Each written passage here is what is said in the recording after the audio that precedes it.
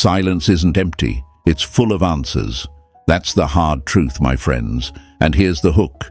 When you stay silent too long, their mind doesn't calm down. It gets louder. Hey folks, imagine this. You walk out of a loud room and close the door. The music stops, but in their head, the music keeps playing. That's what your silence does. It's like pulling the plug on the speakers while their brain keeps humming the tune, trying to guess the next note. Another picture. Think of your attention like the sun. When you step behind the clouds, everything on their side starts checking the sky. Is the light gone? Is it coming back? Did something change? Your silence becomes weather, and people always look up when the weather changes. We've been sold a lie. If you don't explain yourself, they'll forget you. No, the brain hates unfinished stories. It replays them more. The more you chase, the more they relax. The more you center yourself, the more they lean in. Another lie says, talking fixes everything. Sometimes talking just feeds chaos. Calm actions fix more than noisy messages. Like Marcus Aurelius said, the best revenge is to be unlike the one who did you wrong. We are not here to beg. We are here to breathe, to build, to choose our peace. And yes, a little fun. No, we're not building a villain arc. We're building discipline. Villains use silence to control. Stoics use silence to protect. Picture a chessboard. When you move every piece at once, you lose sight of the plan. When you hold your move, the board reveals theirs. Your silence isn't passive. It's a move with purpose. It says, I won't audition for a role in a story that doesn't respect me. It says, if you want my energy, step into clarity. And if they try to poke, prod, or post to get a rise out of you, smile a little. It's proof the signal reached them. As Epictetus said, if you want to improve, be content to be thought foolish and stupid. Translation in easy words, be okay if they don't get it yet. Your growth is not a group project. Here's the eye-opener. Silence turns curiosity into gravity. At first, they're curious, then they recheck your page, then they replay old moments, then they compare you with the noise in their inbox. Quiet becomes rare, rare becomes valuable, value becomes respect. That's the path, not overnight, not with drama, with a steady pulse, with presence, with purpose. And yes, you can be kind and firm at the same time.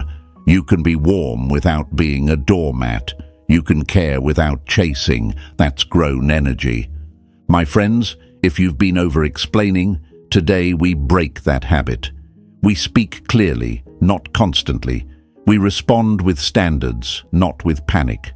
We let silence do the heavy lifting while we do the real work: health, focus, craft, faith, family. You are not running from anyone. You're running toward a stronger you. Remember this one. Attention is cheap because it's everywhere. Calm is premium because it's rare. Choose premium. If this already hits you, press like, subscribe for more Stoic psychology, and stay with me. We're going deeper. We'll turn silence from a weapon into wisdom. We'll use it to reset the story, not to hurt anyone, but to honor ourselves. Breathe, square your shoulders, lift your chin. You are not a question mark. You are a full sentence. Type it in the comments so it locks in. I choose silence. Number 1. When silence hits the ego first. Silence isn't passive, it's pressure. That's the truth, my friends. And the first place it pushes isn't the heart, it's the ego. When you stop feeding the conversation, their system doesn't settle. It starts scanning. Think of a radio that suddenly loses signal. The static gets louder, not quieter. Your quiet is that static. It forces their mind to tune, retune, and overtune until the noise becomes a question they can't mute. Picture this. You step out of a crowded room, close the door, and the music cuts off. But on the other side, they can still feel the bass in their chest. phantom echoes. That's your silence. Or imagine the sun slipping behind a cloud. The garden doesn't cry, it adjusts. Leaves turn, flowers close, everything checks the sky. Your attention is the weather. When it changes, they notice in their bones. And the first whisper in that weather is not, "I miss them." It's, "Why aren't they orbiting me like before?" That's ego, a ruler counting soldiers, then realizing one has left the line. Now the questions start. Why didn't they reply? Did I overplay something? Are they done? Are they with someone? Did I misread that last look? The mind hates blank spaces. It fills them with stories. And the ego writes the first draft. It tells them they're too important to be ignored. It tells them you'll break first because you always did. It tells them you're bluffing, you're wounded, you're circling back any minute. But every hour you don't chase is a quiet hammer tapping that story, testing it for cracks. Let's break the big lie. If you don't explain, they'll forget you. Wrong. The brain remembers unfinished scenes more than finished speeches. Like Marcus Aurelius said, "If it is not right, do not do it. If it is not true, do not say it." If speaking would only feed chaos, silence is not withholding, it's wisdom. Another lie. Talking fixes everything. Sometimes talking makes the wound perform. Calm fixes. Boundaries fix. Distance fixes. Silence is a splint, uncomfortable at first, but it lets the bone set straight. Why is this so hard? Because your nervous system wants relief, not results. It wants the quick exhale of hitting send, not the long strength of holding the line. It wants to stop the discomfort in you, even if it means surrendering power to them. And yes, it will whisper tricks, just one check-in, just one light comment, just one reaction to their story. But every breadcrumb teaches them your silence is a costume, not a core. Epictetus said, "No man is free who is not master of himself." Mastery here is resisting the theater of reassurance. Let's get real about their fear. It's not the fear of losing you, at least not at first. It's the fear of losing certainty. Certainty is cozy. It says, "I know where you stand." When you step back, they lose the map. And people do strange things when they lose maps. They delay replies to see if you chase. They post signals made of neon, hoping you'll blink. They act cool to see if you'll melt. These are not random moves, they're pressure tests. Your job is not to fight the test, it's to be a surface the test can't dent. A metaphor to hold: chess. Beginners move pieces to calm nerves. Masters hold the position to reveal truth. Your stillness is not absence, it's arrangement. You're arranging your dignity at the center and inviting reality to show itself. If they need constant proof that they matter, your silence will feel like a threat. If they value respect, your silence will feel like an invitation to step up with clarity. Either way you win, because truth is better than fantasy dressed as affection. What about your fear? You'll feel the itch, the what if they forget me itch, the what if someone else replaces me itch. Understand this mechanism. The brain equates noise with safety. But safety isn't noise. Safety is self-trust. You are not betting on their reaction, you're investing in your regulation. Seneca wrote, "He who is brave is free." Brave here means letting the discomfort rise and fall without grabbing the phone to make it stop. Brave means letting your story breathe without needing their oxygen. Why do they think like this? Because most feeds teach them they are the center. Constant notifications tell them attention is permanent and free. Your silence breaks that economy. Suddenly, attention has a price again: respect, effort, reciprocity. If that sounds like a power move, pause. Stoicism is not about control, it's about control of self. You're not freezing them out to hurt them. You're stepping back to protect your standards. If they read it as a game, that's their lens, not your motive. Let's add a little fun to ease the weight. Imagine you're a rare book in a noisy market. Everyone's shouting discounts, flashing signs, throwing confetti. You do nothing. You sit on oak under glass with a quiet placard that says, "Available by appointment." Do people complain? Sure. Do they lean closer?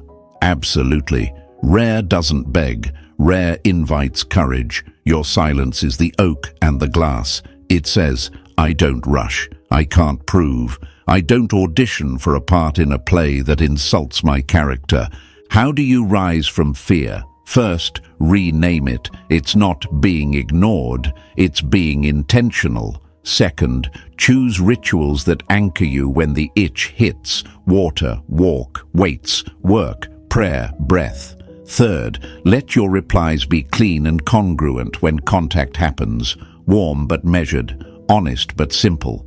You're teaching them your energy has a rhythm, not a leash. Fourth, hold one rule sacred. No explaining your silence.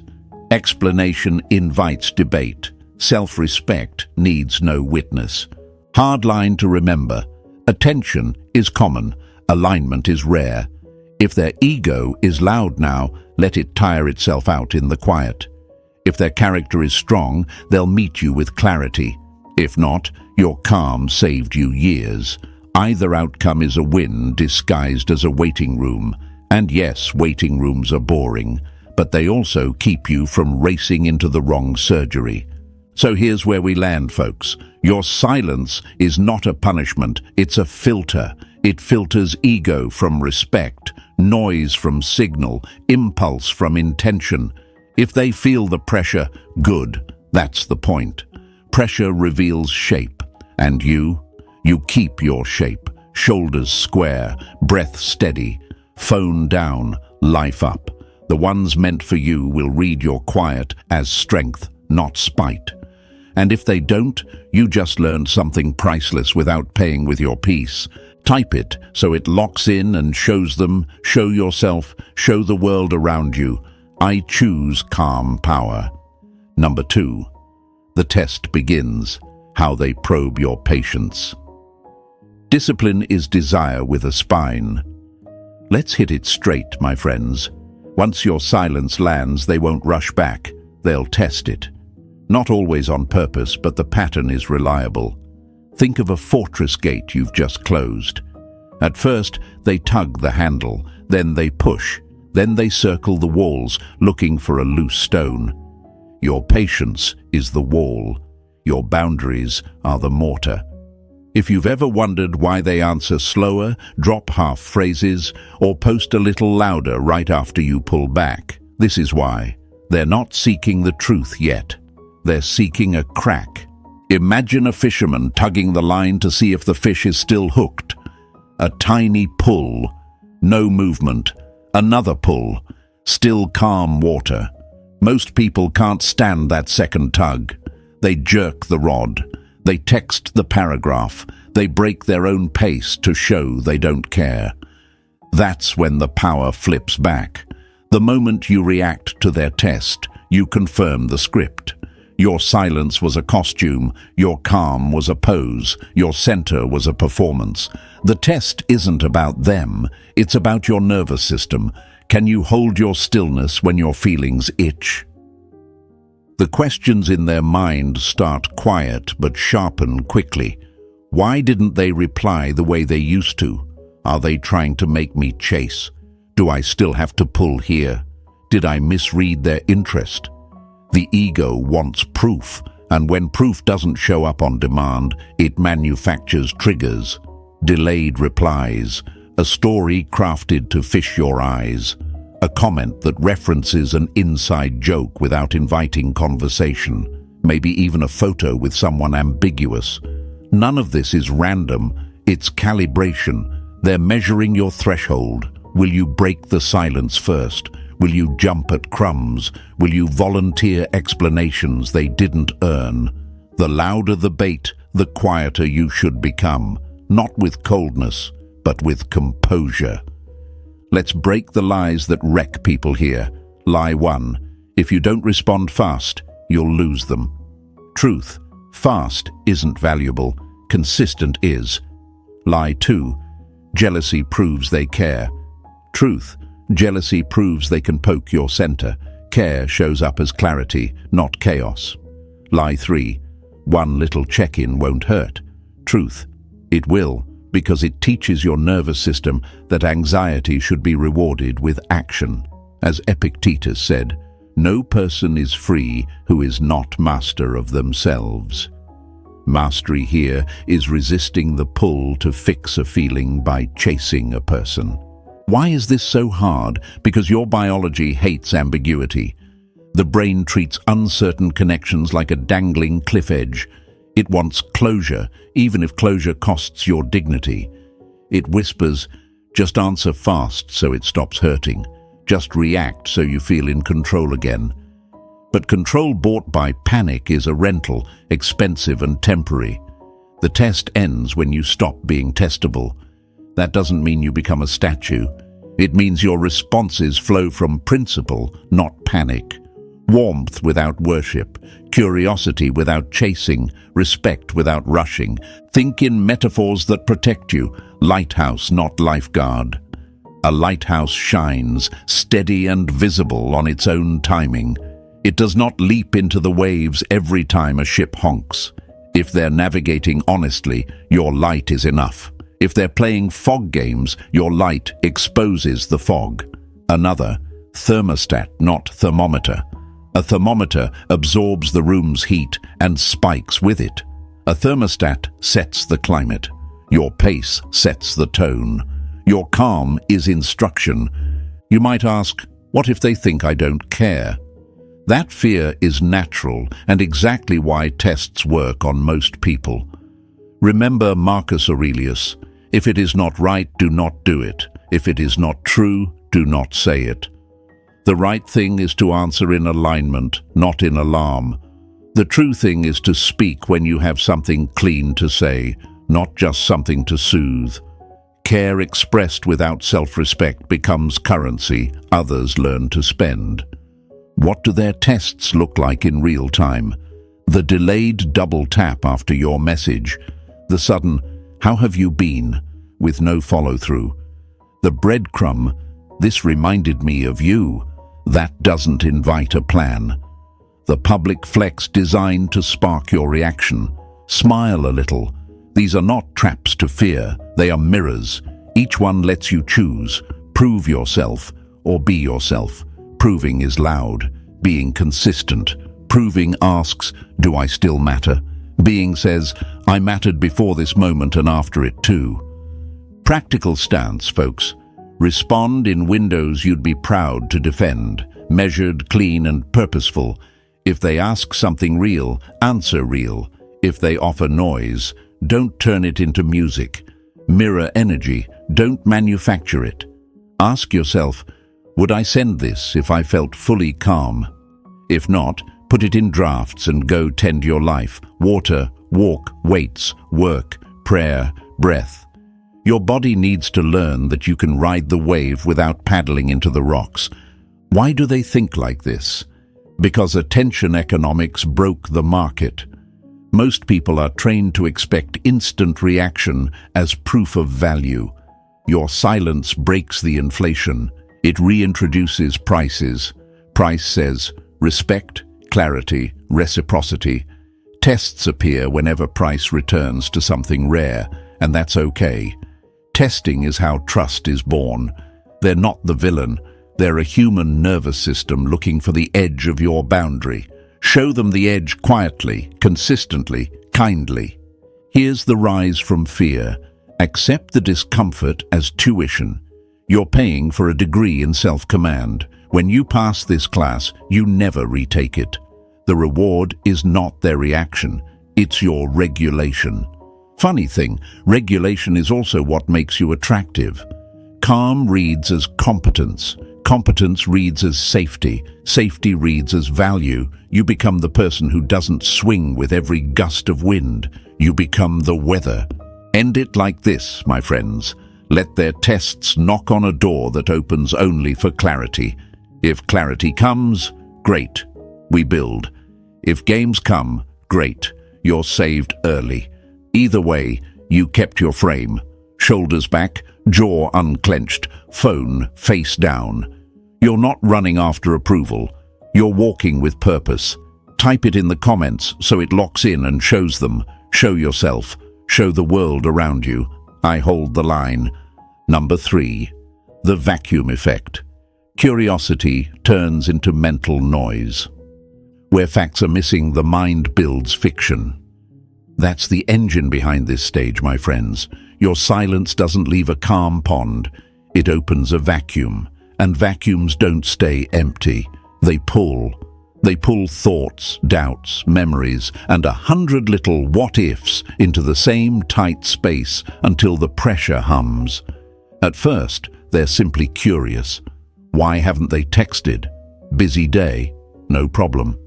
Then the second sunset passes, and curiosity puts on armor.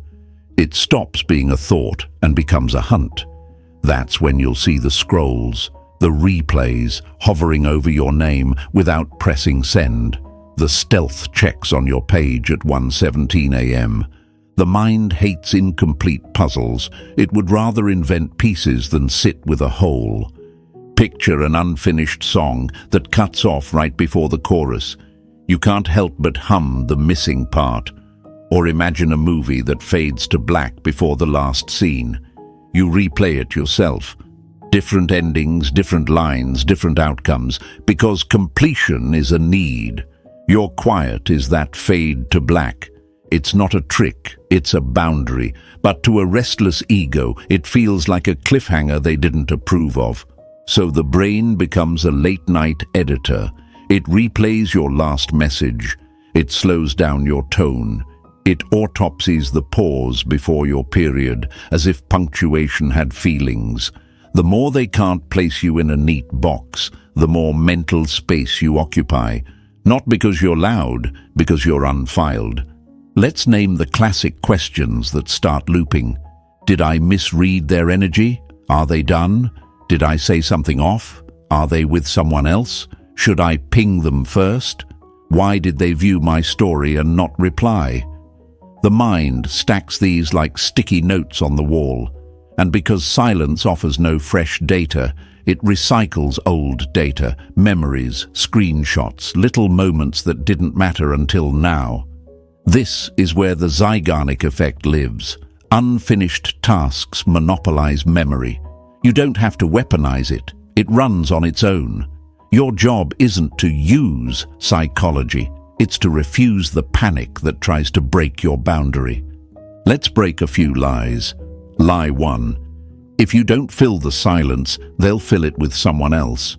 Truth, people fill silence with imagination first, and imagination is always bigger than reality. Lie 2. If you don't clarify, you're being cruel. Truth, clarity without commitment becomes performance. If the relationship isn't standing on mutual respect, your clarity just becomes free customer service for someone who's not buying. Lie 3. If you care, you must respond immediately. Truth. Care without cadence becomes chaos. As Seneca put it, time discovers truth. Let time do some discovering. Why is this so hard for you? Because your nervous system feels the tug too. Vacuums don't just pull their mind, they tug yours. You'll feel the itch to drop a breadcrumb, something light, casual, safe, a reaction emoji, a meme, a haha that was funny to their story. But breadcrumbs teach the worst lesson, that you'll soothe their uncertainty without asking for their certainty. Marcus Aurelius said, "If it is not right, do not do it. If it is not true, do not say it."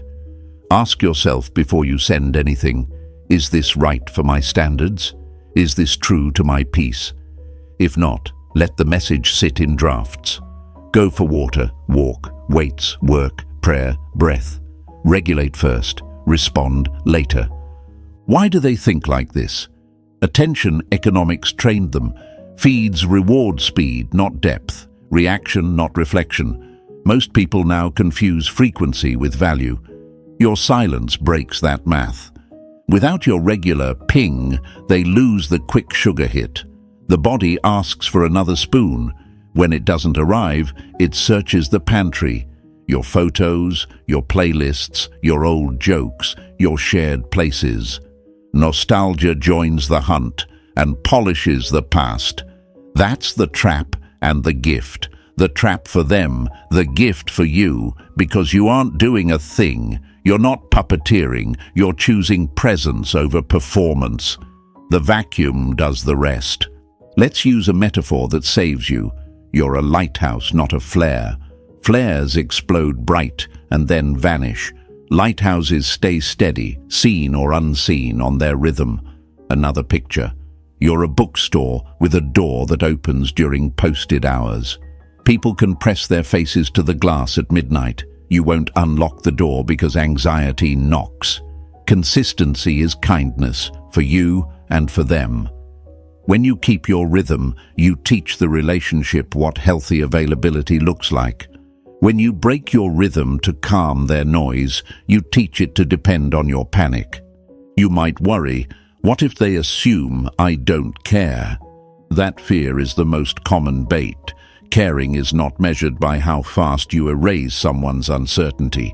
Caring is measured by the quality of the space you offer when the conversation is real. If they reach out with clarity, you can meet it with clarity. If they reach with bait, you don't have to nibble to prove your heart. As Epictetus taught, it's not what happens to you, but how you react to it that matters. Reaction is easy. Response is mastery. Mastery keeps your center intact. Practical stance, folks. Hold your frame and let the vacuum do its lawful work. Don't drop hints. Don't send decoys. Don't jog their memory like a street performer. Live, read, train, build, call your people. Take a walk without the phone. Sit with the urge and watch it peak and fall. The urge will tell you a story. If you don't act now, you'll lose everything. That's fear's favorite fiction. Here's the actual script. If it's real, it will meet you in clarity. If it's fragile, your calm will expose it early, saving you months of emotional paperwork. And when the late-night mental noise on their side gets loud, something quiet begins on yours. Respect for your own restraint. You learn you can hold steady without becoming stone. Warmth without worship. Presence without performance. That's grown energy. That's the kind of gravity people feel, even when they pretend they don't. So we landed here. Your silence doesn't punish, it purifies. It clears the fog. It reveals character.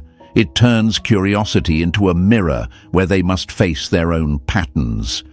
And you become harder to misread because you refuse to be dragged by every gust. Shoulders back, breath slow, phone face down. Let the empty space work for you while you work for your life. Type it so it locks in and show them, show yourself, show the world around you. I trust the quiet. Number 4. Zeigarnik in action. Unfinished stories. Haunt them. Unfinished things shout the loudest. That's the punch, my friends. Your silence doesn't just remove sound. It leaves a door half open, and the brain can't walk past a half-open door without peeking. This is the Zeigarnik effect in real life. What's unresolved becomes unforgettable. When you stop feeding the thread, you don't disappear. You become a cliffhanger. And cliffhangers don't fade. They hum. Imagine a movie that cuts to black 5 minutes before the ending. Credits roll, lights come on, and people don't leave. They argue in the aisle, they replay scenes, they predict outcomes. That theater, that's their mind after your silence. Or picture a song you know by heart suddenly skipping before the chorus. You find yourself humming the missing line on loop. Your quiet is that missing line, not a trick, not cruelty. A boundary that turns the relationship from noise to narrative, and narratives crave resolution. Inside their head, the questions gather like tabs in a browser. Did I say something off? Are they done? Did I read their tone wrong? If they cared, why didn't they check in? Are they waiting on me? Should I send something casual? Why did they reply like that last time? Was there a hint I missed? The mind hates blank spaces, so it starts filling them with guesses. It slows down your last text, overanalyzes punctuation, rewinds the voice note, reinterprets a pause as a signal, a joke as a code. The more they try to solve you, the bigger you get. Not because you're performing, but because they can't put a period where you placed a pause. Let's break the lies that make people crash here. Lie 1. If I don't explain, I'm being unfair. Truth. Explanation is only fair when there's reciprocity. Otherwise, it's free labor for someone who hasn't paid with effort. Lie 2. Closure must be immediate. Truth.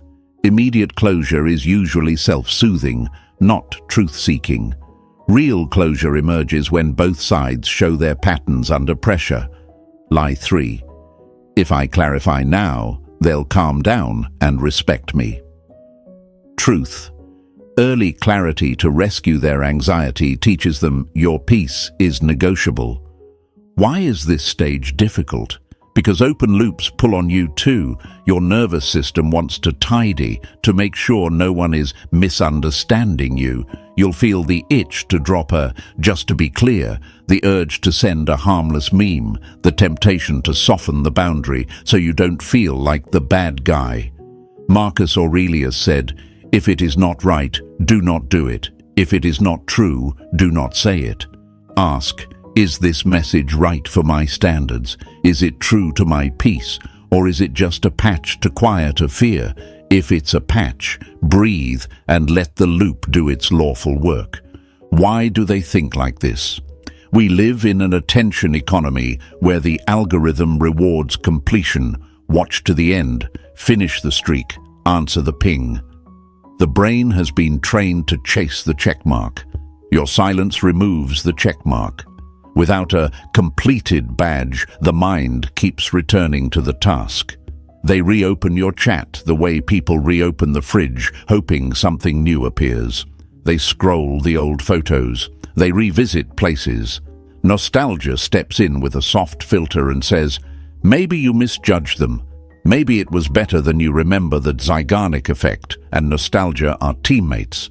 One keeps the file open, the other edits it to your advantage. Use a metaphor to anchor yourself. You're a library book with a due date, not a free pamphlet. People read library books with care because there's structure around them. Another image, you're a lighthouse on a timed rotation. Ships may count your beams and build expectations around the next sweep, but you won't spin faster because a captain is impatient. As Epictetus taught, no person is free who is not master of themselves. Mastery here means resisting the urge to give micro-closures that reward impatience. Practical stance. Allow silence to separate signal from noise. If they reach with clarity, "Hey, I'd like to talk Friday at 6 about where we stand," you can match clarity. If they reach with bait, a "lol, this reminded me of you," with no invite, don't build a bridge to nowhere. Keep your replies clean, timely, and congruent with your standards. No essays, no emotional invoices, no performing closure to satisfy a moment that hasn't earned it. You're not cold, you're consistent. Consistency is kindness because it teaches reality what to expect from you. You'll hear the inner fear. What if they think I don't care? That's the mind bargaining with discomfort. Caring that destroys self-respect isn't care, it's codependency dressed in poetry. The person meant to meet you won't demand you amputate your boundaries to prove your heart. They'll step forward with specifics, not smoke. And if they don't, your silence just saved you from becoming a full-time interpreter in a language no one agreed to speak. Here's the lift. Let the open loop work like a mirror. It reflects character. If they value drama, they'll escalate bait. If they value respect, they'll bring clarity. You don't need to script their role. You only need to hold your frame. When you do, something steady grows inside you, proof that you can feel the pull of unfinished business and still let the ending reveal itself. That's grown energy. That's gravity. A little fun to cut the weight. Think of your quiet like the end of a good mystery novel, no spoilers. People respect stories they have to read with patience. They remember them longer, quote them more, and recommend them widely. Your life deserves that level of reading. We land here. Your silence is not punishment, it's punctuation. It's a comma that invites a thoughtful sentence, not a panic paragraph. It's the space that asks, will this become something real, or will it remain a loop? You don't need to force the answer. The loop will answer itself. Type it so it locks in and shows them. Show yourself. Show the world around you. I don't rush endings, and stay close. Next, we'll expose how nostalgia polishes the past and why your absence suddenly edits their memories in your favor. Number 5. Nostalgia's trap. Memory romanticizes what it lost. Distance edits the film to your advantage. That's the punch, my friends. When you step back, memory doesn't replay the moment, it remasters it. In the quiet your silence creates, the mind becomes an editor with a soft focus lens, trimming the fights, brightening the laughter, and mixing the soundtrack so the good parts boom and the bad parts whisper. They don't just remember you, they remember the best cut of you, the version their imagination produces when the present gives them no new scenes. Picture a city after rain. Everything looks cleaner, shinier, almost cinematic. That sheen is nostalgia. Or think of an old photograph you found in a drawer. The edges worn, the colors vintage, the people softer around the eyes. That image isn't lying, but it isn't the whole truth either. Your silence hands their mind that photograph and says, study this. And study it they do. The joke that once felt ordinary becomes legendary. The eye contact during a casual coffee becomes electric. Even the small annoyances become quirks they secretly miss. The mind is a master at sanding down splinters when it's trying to hold a memory longer. Inside their head, questions change flavor. Early on, the vacuum made them ask, "What's happening?" Now nostalgia nudges, "Did I misjudge them? Was it better than I thought?" They replay your laugh, your timing, your patience on that day it mattered. They remember the text you sent when no one else noticed they were quiet. And because the present isn't feeding them, the past starts stretching to fill the space.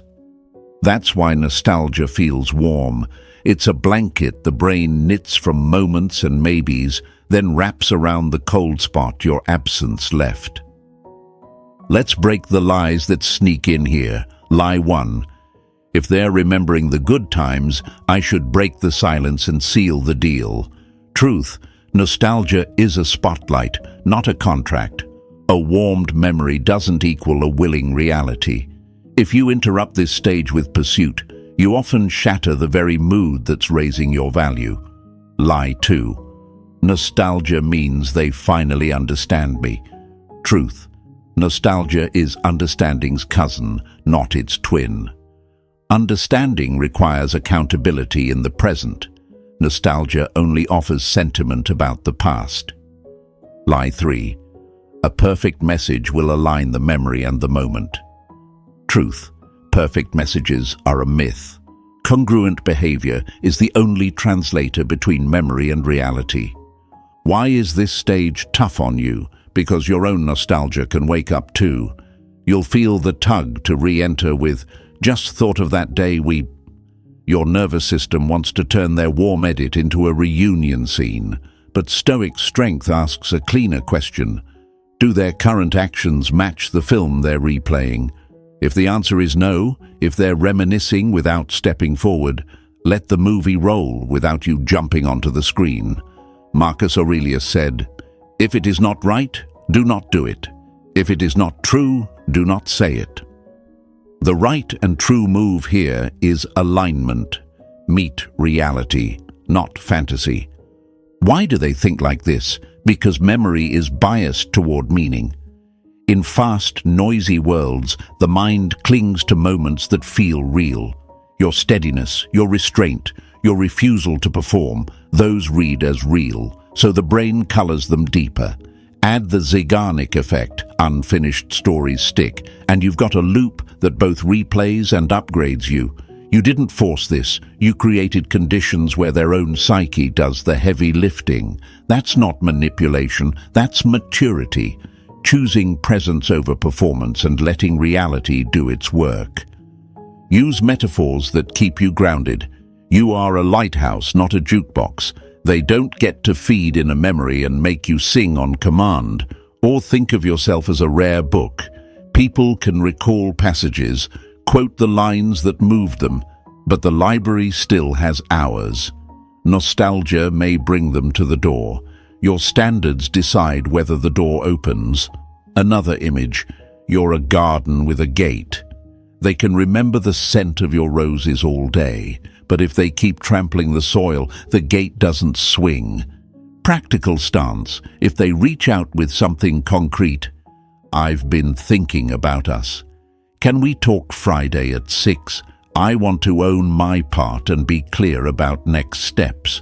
You can meet that with clarity.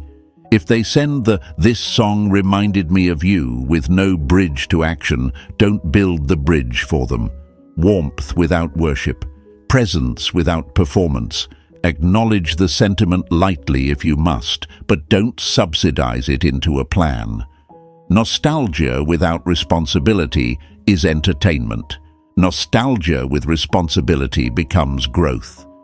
You might fear, what if I miss the window? That's anxiety disguised as urgency.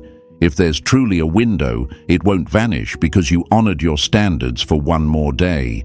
And if it does vanish for that reason, it wasn't a window, it was a trapdoor. Epictetus taught, no person is free who is not master of themselves. Freedom here is choosing timing from calm, not panic. You are not losing them by refusing to sprint. You are losing the pattern that made you sprint. Here's the rise. Let nostalgia work like a mirror and a magnet. It reflects what mattered, and it pulls them toward clarity. If clarity arrives, beautiful, receive it. If only the mirror shows and no movement follows, you learned something priceless. They enjoyed the memory more than they honored the moment. That's not your failure. That's your filter doing its job. You didn't punish, you purified. You didn't play hard to get, you stayed hard to disrespect. A little fun to keep it light. Nostalgia is like smelling cookies from the hallway. Sweet? Yes. Dinner? No. Don't trade your standards for a cent. Wait for a seat at the table and a real plate. We land here, folks. Your silence doesn't make you a ghost. It makes you a gallery. They can walk through, gaze at the best frames, remember how it felt, and then they have a choice. Exit with a smile, or step to the desk and book the next exhibit with respect. You don't chase visitors. You curate value. Type it so it locks in and shows them. Show yourself. Show the world around you. I honor the present. Number 6. The comparison spiral. Your calm versus everyone else's chase. When everyone shouts, quiet becomes luxury. That's the shift, my friends. Your silence doesn't just create a vacuum in their head. It changes the market you're in. In a world where attention is sprayed like cheap cologne, your restraint smells like something rare. While others spam double texts, instant reactions, and midnight essays, you keep your pulse steady. And because humans notice what's different, not what's common, your calm starts to glow. You're not louder, you're priced higher. Picture a crowded bazaar where every stall owner yells, "Best deal." You don't yell. You're the one storefront with a clean window, soft lighting and no shouting. People wander past the noise, then slow down in front of you without knowing why.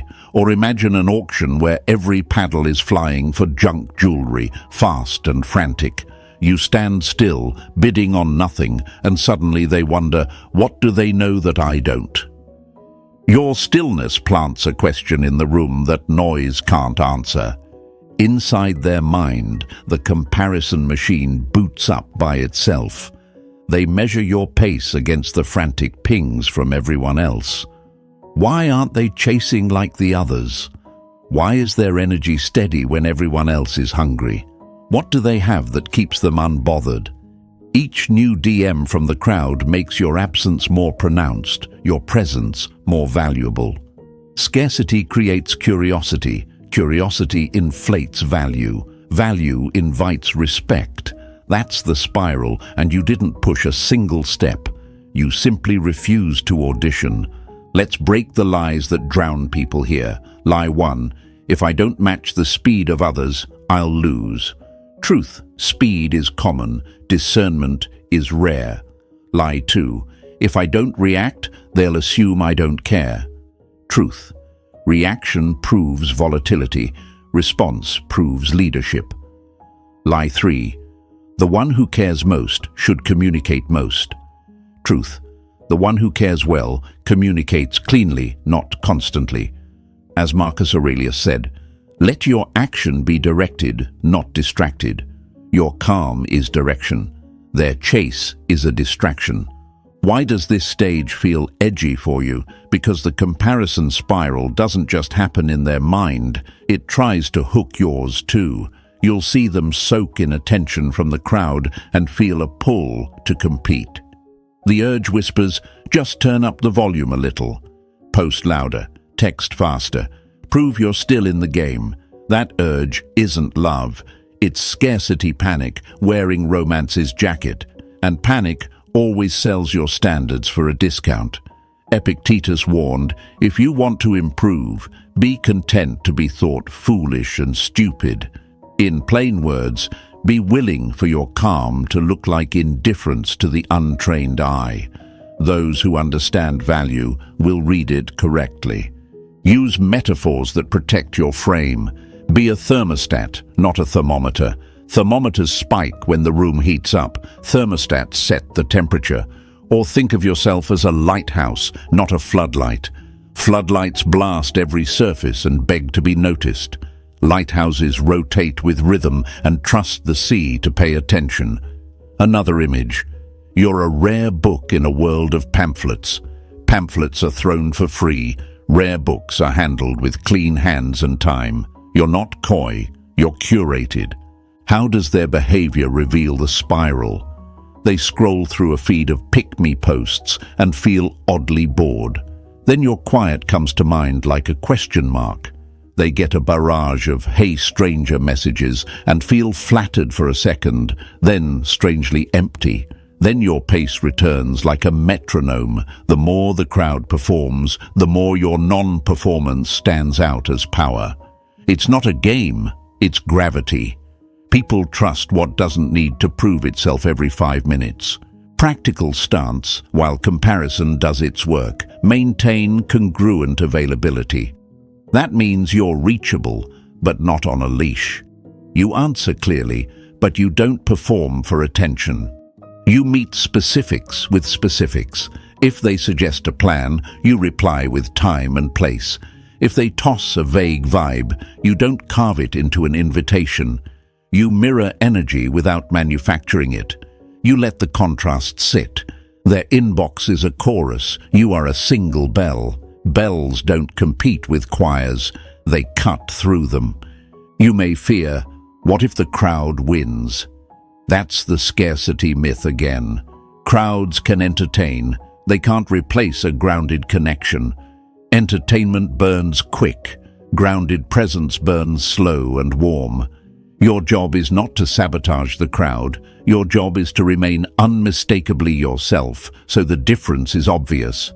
When the curtain falls on the performances, people look for the exit signs that were steady the whole time. Be an exit sign. Be relieved, not adrenaline. Let's talk about value, because silence without value is just absence. Keep building the life that makes your calm credible. Water, walk, weights, work, prayer, breath. Protect your focus blocks. Stay loyal to your craft. Align your words and actions so your pace reads as discipline, not neglect. Stoicism doesn't mean never speaking. It means not speaking from need. When you do speak, let it be clean, simple, honest, forward. Not a pitch, not a plea, an offer. A little fun because it helps. Think of the attention economy like fast food. It smells good at the door, but 10 minutes later you're tired and thirsty. Your presence is the slow meal, real ingredients, no rush, leaves them better afterward. When they've had enough drive-through dopamine, your table feels like home. And home doesn't wave neon to be chosen. It stays consistent so it can be trusted. Why do they think like this? Because the algorithm gamified affection. It taught people to equate frequency with value and visibility with truth. Your stance quietly rewrites the code. You're not withholding to win, you're holding to be whole. That difference changes everything. If they're ready for substance, they'll feel it. If they're still addicted to noise, they'll chase the next ping. Either way, your peace stays intact, and that's non-negotiable. We land here. Comparison isn't about beating other people, it's about revealing you. The chorus shows what you are not. Your calm shows what you are. If they want presence over performance, they'll meet you at clarity. If they want an audience, the crowd is ready. You won by refusing to audition. Shoulders back, breath even, phone face down. Let your life be the loudest thing about you. Type it so it locks in and show them. Show yourself, show the world around you. I price my peace.